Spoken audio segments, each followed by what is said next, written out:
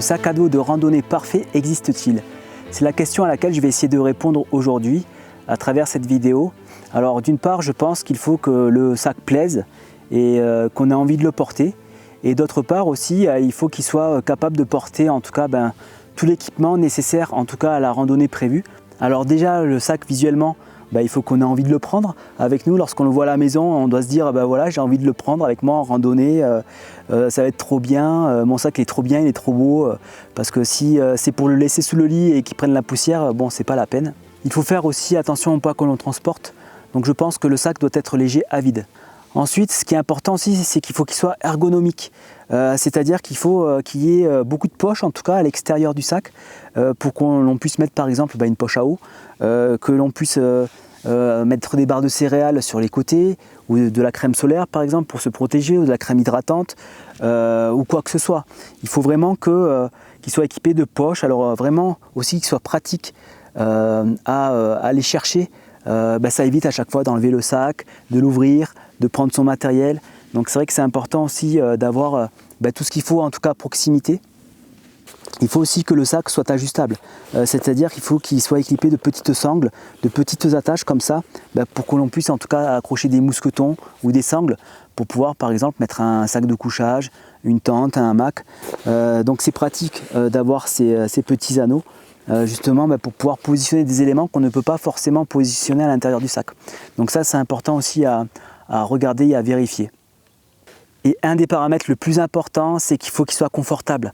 Celui-là par exemple, avant de l'acheter, j'ai dû rester au moins 1 heure dans le magasin. Je l'ai chargé, je l'ai porté, j'ai regardé qu'est-ce qu'il y avait comme poche. Des fois dans les magasins on trouve des sacs de sable, donc c'est bien, on peut les mettre dans le sac et du coup ça permet de le tester avec du poids. Donc celui-là je l'ai testé avec 10 kg et je me sentais quand même plutôt bien, je sentais que le poids était bien réparti au niveau des hanches, je l'avais bien au niveau des épaules. J'arrivais à accéder en tout cas aux poches facilement, donc c'est pour ça que je l'ai pris. Aussi j'ai regardé s'il y avait une housse de protection en cas de pluie. Moi j'aime bien en tout cas quand la housse est déjà équipée dans le sac, ça évite d'acheter encore une housse à côté. Donc je trouve ça plutôt pratique et en plus c'est vraiment une housse qui est adaptée à la forme du sac. Je pense aussi que c'est important en tout cas de mettre le prix parce que forcément plus le sac est cher et plus il est de qualité.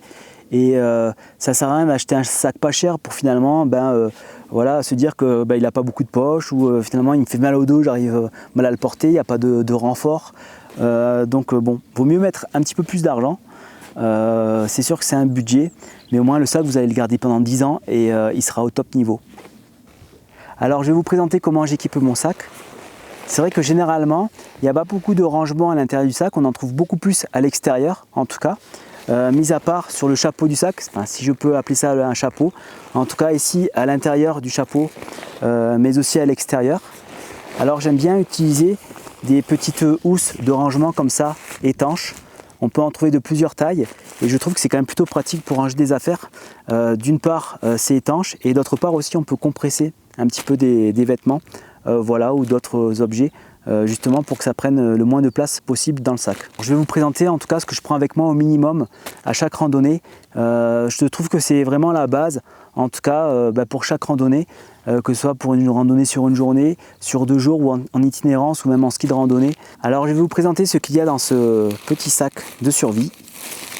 Ici d'abord pour commencer il y a ma trousse de secours. Dedans il y a tout ce qui est pansement, compresse, ciseaux. Il y a des Doliprane, il y a une couverture de survie, il y a une pince anti-tic, il y a un petit briquet, il y a des lingettes désinfectantes. Donc ici il y a vraiment tout, en tout cas pour se soigner en cas de blessure. Alors dans ce kit de survie, j'ai aussi mon kit feu. Dans ce kit feu, j'ai rangé des allumettes, une pierre à feu, il y a une bougie. J'ai rangé aussi des tampons. Alors les gens rigolent quand je parle de ça, mais un tampon, en fait, c'est quoi? Un tampon, c'est du coton qui est ultra comprimé. Et si vous associez au coton de la vaseline, qui est un hydrocarbure, faites une étincelle avec une pierre à feu, ça prend instantanément et le feu dure au moins bien 45 secondes. Donc ça vous permet de faire démarrer un feu très rapidement. Donc en cas d'urgence, ce feu est vraiment très utile.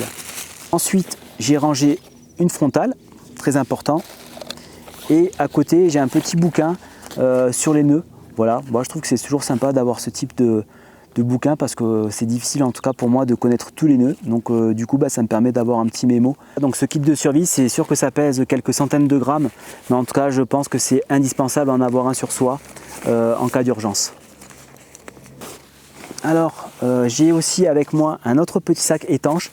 Celui-là il est un petit peu plus grand, il fait 2 litres. Dans ce sac j'ai rangé des vêtements secs. C'est important d'en avoir si on est mouillé en tout cas, ou même si on a froid aussi. Par exemple, ça permet d'avoir des couches supplémentaires. J'ai aussi également rangé une serviette en microfibre parce que voilà, si on tombe sur un lac, on a envie de se baigner.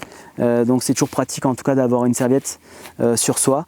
Et aussi pour survivre, très important face à sa petite amie ou à son petit copain, c'est d'avoir une brosse à dents sur soi avec du dentifrice. Voilà, c'est toujours agréable en tout cas d'avoir une bonne haleine. Alors ce que j'ai en plus avec moi, c'est une gourde filtrante, puisque si j'ai plus d'eau dans mon CamelBag, ça me permet de prélever de l'eau directement dans une source et en plus de pouvoir la filtrer. Donc ce qui est pratique avec ces gourdes, c'est qu'elles permettent d'éliminer 99,9% des bactéries, bon c'est toujours pareil, et aussi les particules de plomb. Voilà, donc l'eau c'est la vie, il faut faire attention, il faut toujours en avoir sur soi. Alors pour ce qui concerne les sources de chaleur, il y a 2 possibilités.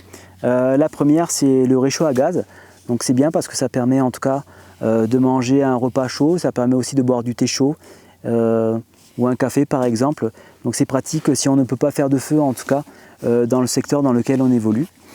Sinon, si par exemple je sais que j'ai le droit de faire du feu en tout cas dans la zone de randonnée, et si j'ai envie de faire un campement avec un petit feu de camp, voilà, pour faire cuire des chamallows, généralement je prends avec moi ma petite hachette. Voilà, elle fait 500 grammes, elle est très légère. Et la petite cerise sur le gâteau, c'est ce petit tapis de sol. C'est ultra léger, c'est pas cher, c'est pratique. Avec ça, on peut s'asseoir partout, sur des rochers, sur de l'herbe qui pique, sur de la neige. C'est vraiment l'idéal.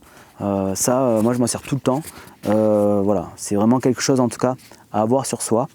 Donc voilà, pour résumer un petit peu tout ce que je prends pour une randonnée, en tout cas la journée.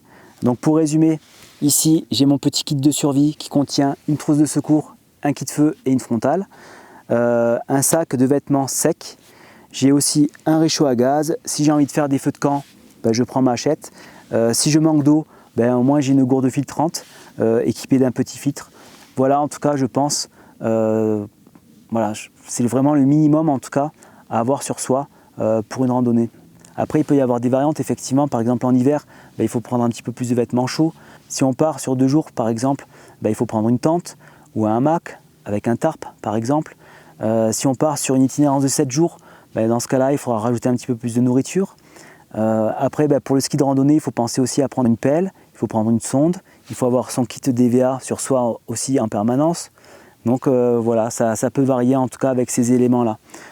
Après, par rapport au volume du sac, je pense qu'il y a 3 volumes qui sont intéressants. Les volumes qui font une petite vingtaine de litres, les volumes qui font à peu près une quarantaine de litres et les volumes qui font à peu près une soixantaine de litres. Donc ça fait 3 volumes différents. Après là ici par exemple avec moi j'ai un volume qui fait une quarantaine de litres et je trouve que c'est un peu le bon compromis en tout cas entre tout. Voilà, si vous voulez commencer à faire de la randonnée, moi je pense qu'une quarantaine de litres, voilà, c'est pratique parce que vous pouvez faire des petites randonnées ou des plus longues randonnées. Voilà, ça vous permet en tout cas d'avoir le juste milieu. Donc alors pour répondre à la question, est-ce que le sac parfait existe-t-il ? Moi je dirais non, je pense qu'il faut vraiment adapter son sac par rapport à ce que l'on souhaite faire. Voilà les amis, merci beaucoup en tout cas d'avoir visionné cette vidéo.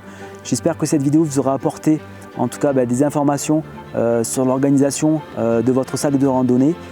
N'hésitez pas à me laisser un petit pouce bleu pour la chaîne, un petit commentaire aussi, ça m'intéresse, la façon dont vous organisez votre sac à dos.